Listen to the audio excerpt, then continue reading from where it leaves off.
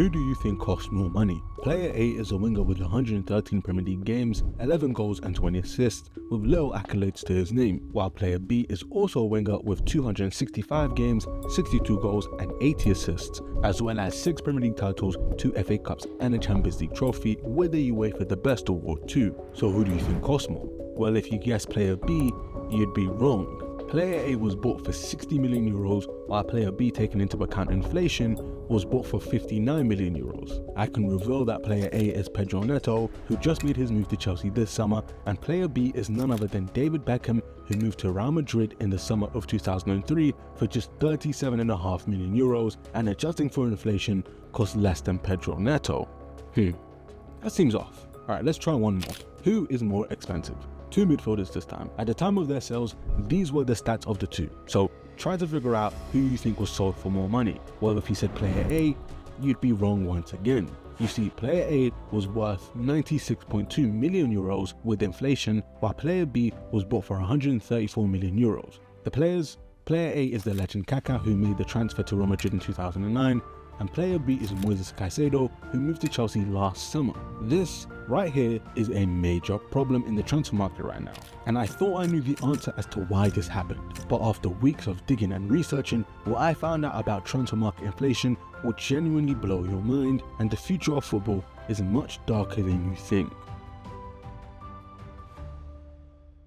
Alright, let's run an experiment. Using currency inflation, over the last 24 years, we are going to group up every single signing in football that has cost over 100 million euros and try to determine who was actually worth the money and who wasn't. From 2000 up to 2015, only 8 times was a player bought for over 100 million euros, taking into account inflation. Figo and Zidane in 2000 and 2001 respectively, Zlatan and Cristiano Ronaldo in 2009, Neymar and Bale in 2013, plus Suarez and James Rodriguez in 2014. Out of the 8 players, 6 of them were undoubtedly more than worth the money. Zlatan was worth the money at the time, but disappointed, and James Rodriguez was not worth the money. This is a very good ratio of big money signings being worth the money. In fact, 6 of the 8 directly contributed to winning the Champions League for the team that bought them. 5 of them even scored in the final. It's very clear that spending over 100 million euros on a player during that time period was more than worth it. Okay, now let's look at from 2016 until present day.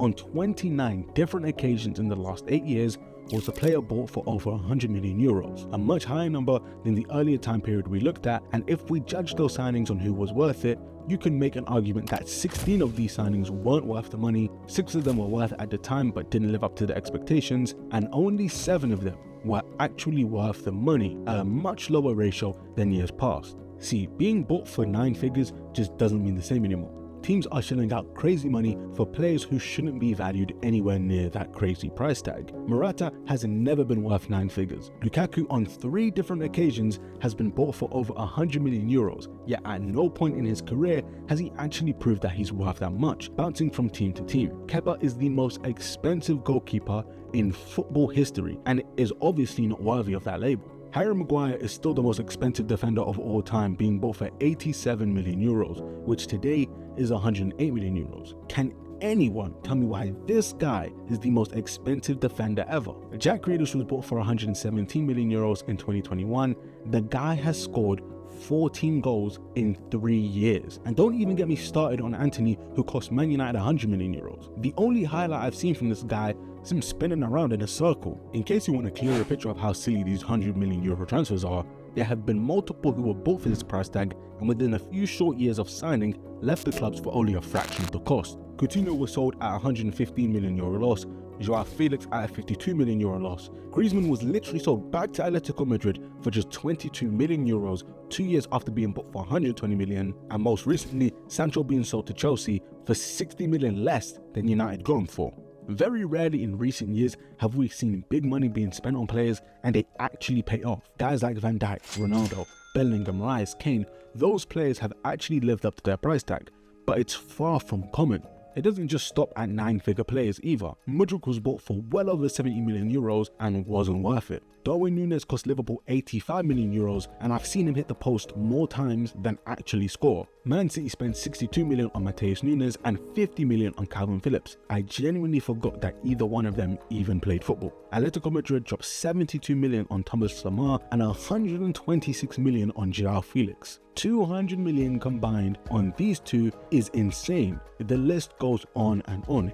Every average player has all of a sudden become way too expensive, and teams are spending a stupid amount of money on guys who are glorified bench warmers. So why have players all of a sudden become so expensive? You might think you know the answer, but the truth is a lot more shocking than you realize. The first answer is the reason most people think of when they think football inflation. Football has become an increasingly popular sport over the years and is quickly taken over the entertainment industry. Footballers have gone from athletes to superstars and now celebrities. These guys are worshipped, and now that players have their own personal brand, social media following and marketability, these guys are worth more than just their playing price. No longer are teams paying for the player's footballing ability, but paying for the marketing and even likability of a player.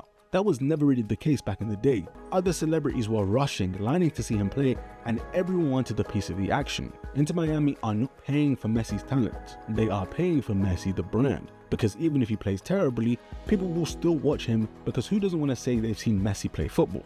Big teams are not paying for talent anymore, they're paying for fame. While this is a good explanation as to why star names have become so expensive, it doesn't actually answer the question as to why average players have seen the same bump in price. Well, let's go back to 2017, the day the transfer market got completely obliterated. Neymar at this time was a superstar, on and off the field. Having him on your team not only meant on-field success, but your branding off the pitch would skyrocket too. PSG knew that and decided they wanted that star power, and so they spent 222 million euros on him, and in that very same transfer window, they spent 180 million euros on Mbappe too. This changed everything. Football transfer values are essentially a made-up number and only really is determined by the value of other players. So when Neymar was bought for 222 million, teams started to realize, well, if Neymar is worth 200 million, then my world-class winger is easily worth 120 million. And so this whole mess begun. Just 3 weeks after the Neymar transfer, Ousmane Dembele was bought for 135 million euros, even though his market value was 33 million euros. Plus, Dortmund knew Barcelona had the money, so they charged them extra.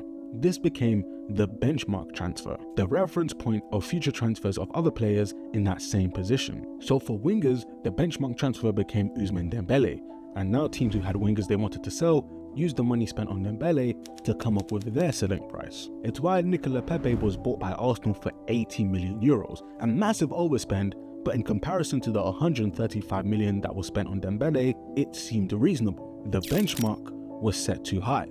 Grealish, Sancho, Anthony, Mudryk, all those wingers went for crazy high amount because the average price of a decent winger shot up, hence all the overspending. It happened with strikers too. Griezmann and João Felix were bought in 2019 for 120 million, and that was the new benchmark. And then Vlahovic, Lukaku, Núñez, Kolo Muani all went for crazy money. It happened with centre-back Tony Maguire as the benchmark at 88 million euros, and most recently defensive midfielders with Enzo going for 121 million, and just 6 months later Declan Rice and Moises Caicedo went for over 100 million as well. These benchmarks just all started getting more and more out of hand, which has led to a very strange problem. There has started to become a major imbalance in who's doing the spending. It's clear one league has been able to dominate the market while the rest struggle. The Premier League. From 2012 to 2024, the Premier League has spent 20 billion on transfers, more than double any of the other top 5 leagues. In fact, in the 22-23 season, the Premier League spent more than the rest of the top 5 leagues combined. This dominance in spending power is unlike any we've seen, and other leagues simply cannot keep up. Ipswich and Southampton, two newly promoted teams in the Premier League, have spent over 100 million on transfers this summer, which is an average amount for a Premier League team this season. Yet in the Bundesliga, only Bayern Munich have spent more than them. In La Liga, only Atletico Madrid have spent more, and in the Serie A, only Juventus and Napoli have spent more. Bottom tier teams in the Prem can go toe to toe with the biggest clubs in other leagues, and it's clear there's an imbalance. It also leads to teams in other leagues inflating the asking price of their players because they know the Premier League teams will pay for it. It's why Napoli set a £120 million release clause on Osimhen, and why Sporting are asking Arsenal for £85 million for Gyökeres despite him having just one good season there. It even happened with Samuel Omorodian, who Chelsea were ready to pay £34.5 million for with the deal ready to go, but the team and player couldn't agree terms.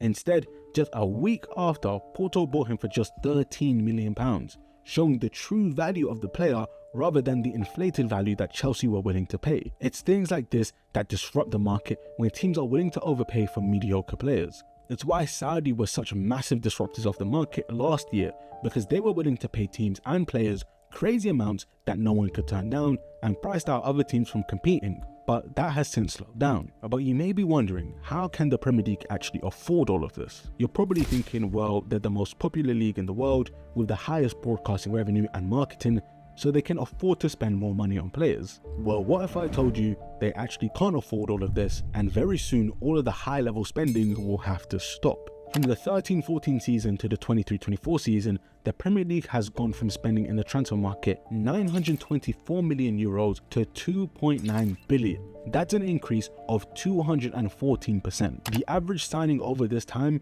has gone from $1.84 million per player to $6.97 million, a 279% increase, a massive jump over the last decade. However, if we look at the revenue earned by Premier League clubs over the same time period, you will see that actually the revenue has only increased by 80.8%, meaning Premier League teams are spending money at a higher rate than what they're earning. In fact, if we look at the net spend over the last 10 transfer windows, we will see that the Premier League are massively in the minus with minus €11 billion, way ahead of second worst Serie A at minus $1.26 billion. However, the reason this isn't just a Premier League problem is that if we run the same test on the other top 5 leagues, we will see Bundesliga and Ligue 1 are both spending at a higher rate than what they're earning as well. Serie A is the only league at somewhat maintenance, while La Liga is actually earning more than they're spending. But they already had one team suffer the consequence of transfer market inflation, seeing as they're the ones that caused it,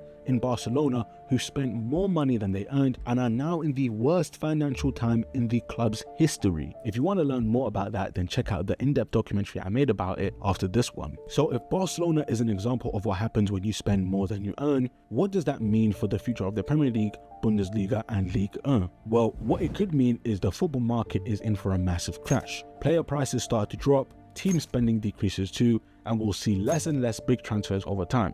Or something much worse. Teams stop paying for players altogether and just start getting them for free when their contracts run out. In fact, this is already happening, and one man predicted this a whole 7 years ago. Arsene Wenger, the visionary himself, saw the direction the market was going and came up with this assessment. Yes, I think in the future, to me, you will see that more and more. Players going to the end of a contract. Why? Because the transfers become so high, even for normal players, that you will see more and more players going to the end of a contract because nobody will want to pay the amount of money that is demanded, and I'm convinced that in the next 10 years that will become usual.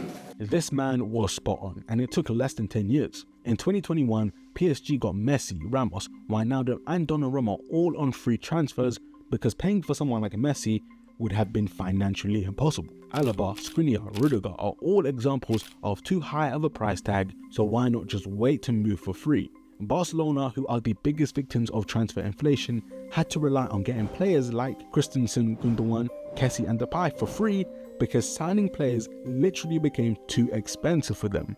But the biggest example of Wenger's prophecy is Kylian Mbappe, a man too expensive to buy. Everyone knew Mbappe would join Real Madrid at some point, but not even a £188 million bid from Real Madrid was enough to get him. Instead, he had to run down his contract because his price tag would be unfeasible. This will be the future of signing players. We're already seeing players run down their contract trying to do the very same thing since their price in the market would be too high. If Lamine Yamal ever wanted to leave Barcelona, who could ever afford him? His release clause is €1 billion. PSG already had a $250 million bid turned down, so he'd have no choice but to run out his deal and go for free. If Wenger saw this coming all the way back in 2017, then why haven't measurements been put in place to stop this from happening? Oh yeah, there's financial fair play.